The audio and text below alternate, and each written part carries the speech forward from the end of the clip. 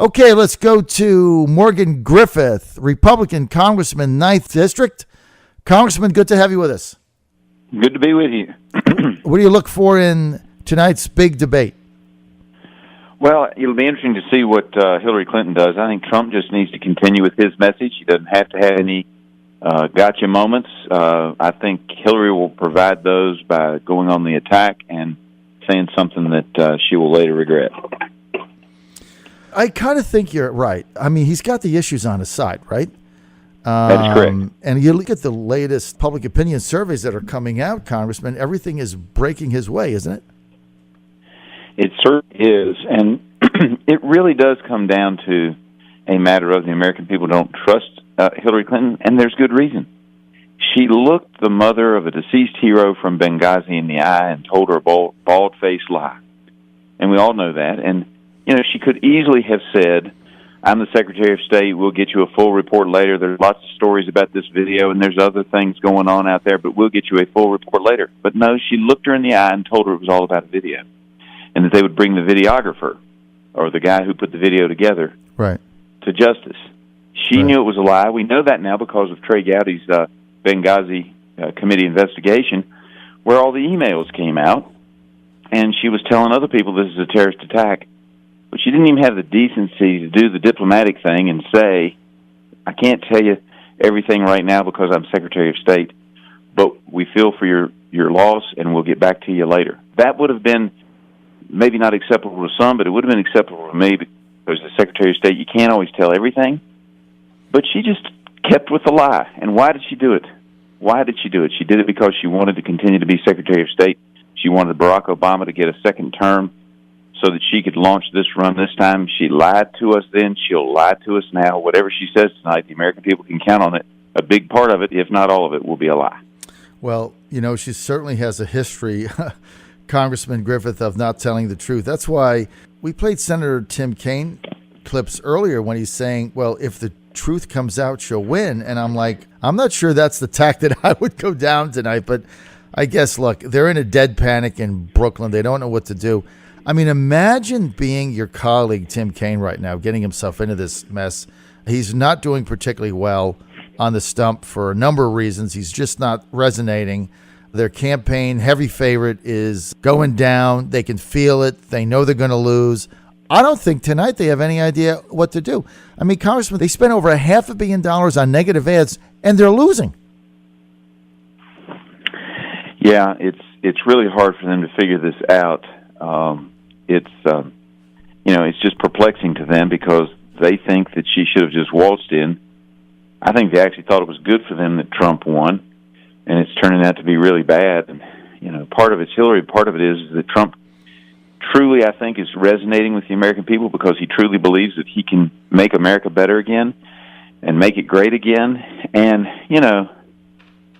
all we want is the opportunity for jobs. In my area, they keep coming up with new regulations to kill jobs.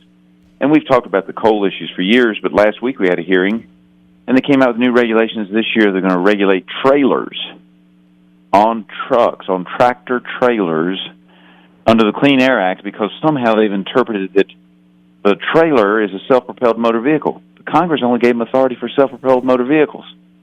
But now they're going to go after the trailers and increase the cost of those trailers, trying to make them more aerodynamic. The problem is only the ones that travel a lot of interstate miles will that help. It actually hurts your local guys. And there's almost 2,000 jobs in my district making trailers. So here they go again. They just keep thinking that more regulations and more regulations and more regulations is the way to go, and they're killing our economy. So they're going to regulate trailers, growth. Not the motorized vehicles that pull the trailer, the actual trailer.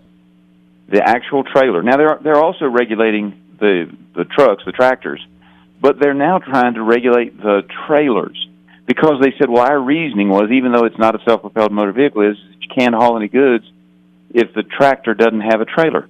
Well, there's some truth in that, but as I told Acting Secretary McCabe, Deputy Administrator McCabe last week, that's our job in Congress. If you want to bring that to us, fine.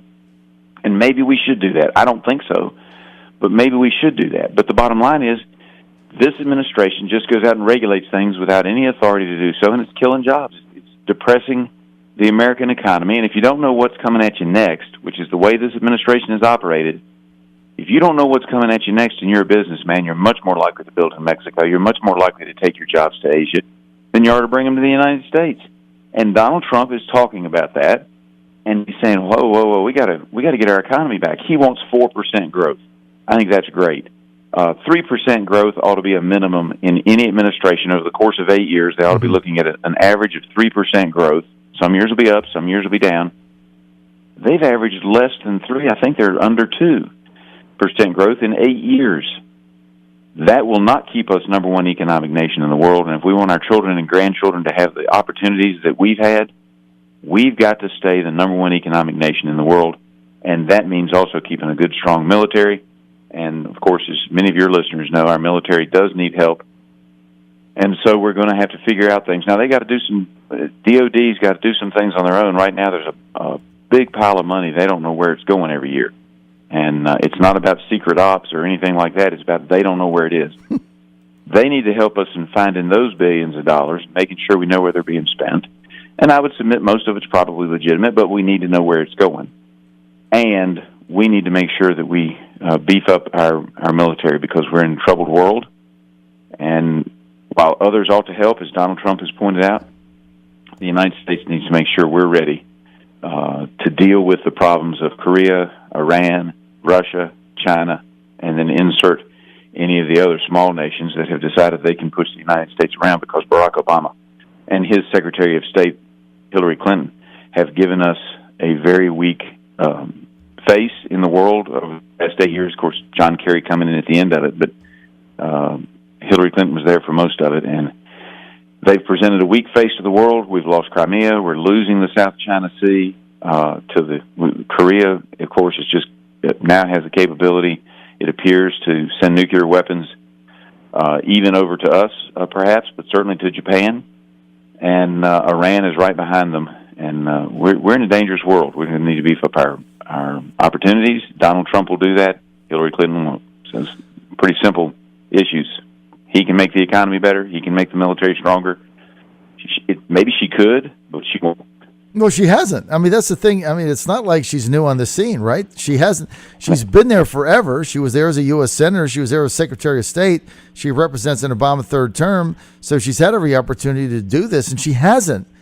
That's just why I got to tell you, Congressman, I feel so confident about tonight's debate, because all Trump has to do is articulate his vision and the themes of where he wants to take the country, and all she can do is attack him. She has no vision, and she has to defend failed record after failed record. I mean, I just think that Trump is in great shape tonight. I want to move to the Saudis and the ability to sue the Saudis, which passed easily in Congress and the U.S. Senate. This is over the 9/11 attacks. President Obama has vetoed it. You have the votes on paper to override a veto, but over the weekend, Chairman Mac Thornberry came out with I wouldn't call it scathing, but a very pointed letter, if you will, to all of his colleagues, basically suggesting that overriding President Obama's veto was a bad idea, and he's suggesting now that Republicans sustain the veto and do not attempt to override it, saying that it could open the U.S. military up to reprisals from other countries if we go forward with this veto. What say you? Well, I think that Thornberry is a very thoughtful man, and that while there may be some risk to that, the Saudis have been flaunting the things that they have done. I think if the families can make a case, then they ought to be able to try to make that case. It may mean that some other countries try to sue us, but, unlike us, most of those other countries don't have a lot of assets that they can attach any kind of a judgment to. We are still the world's economic powerhouse, and if some other nation wants to come after us, then we'll have to deal with that at that time.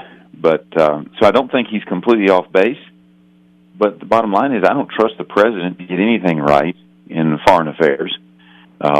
He is naive. I think he actually has good intentions, but he just doesn't see the world for what it really is.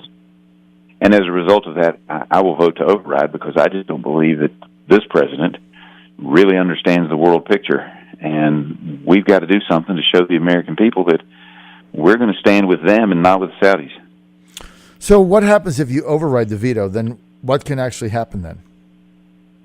Well, then the families of people who have been injured in anything that they can tie back to the Saudi government, most people are thinking of 9/11, of course, but if it can be tied back to the Saudi government, then they have a right to go into the U.S. courts and sue the Saudi government.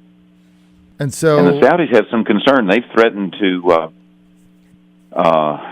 sell off a lot of their assets that they own in the United States. I'm like, okay, Americans can buy them. Great. I know. I mean, when they reacted that way, I thought two things. Number one, nobody likes to respond to a threat like that because that was a threat. And the second thing is, it indicated to me that they were definitely concerned about what would happen, right? I think they've got some liability, and they're worried about it, and so they wanted to make a threat in hopes that they could back it off. But in our system of government, it's not just the president, it's the Congress as well, and I hope we will override. This would be the first override of an Obama veto in his entire 2 terms in office. On paper, it looks like you have this override votes easily, but this letter by Mac Thornberry, we'd expect, I guess, some opposition in the Senate, although I don't think in the Senate there was any organized opposition early on. No, there wasn't, but I think they didn't anticipate it would come up quite this quick. Right. And now they're facing the voters, and they want to make sure they're on the right side. I think we may get the override. All right. I think the senators are worried. Yeah, I think you're going to get it also. I got a minute and a half. I want to go to impeaching the IRS commissioner and having the hearings for this. All of a sudden now, out of the blue, we have regular order that just appeared like magic. What is going to happen with this? Well, I think we're probably seeing an impeachment vote, but it probably won't be this week. But the rules of the House allow for a privileged motion, and somebody could make it, but then it has to come up within 2 legislative days, and we are scheduled to finish up the budget, so to speak, the CR, this week, and I don't know that it will happen, but I do think you'll see it happen sometime in November, December. All right, we'll see what plays out. I'm out of time. I want to thank Republican Congressman Morgan Griffith for being with us of the 9th District. That's Southwest Virginia. Congressman, it's always a pleasure to have you on, and we always appreciate your forthrightness and candor, sir. Thank you, sir. You have a great day. Don't be a stranger. We got to have you back. All right. All righty.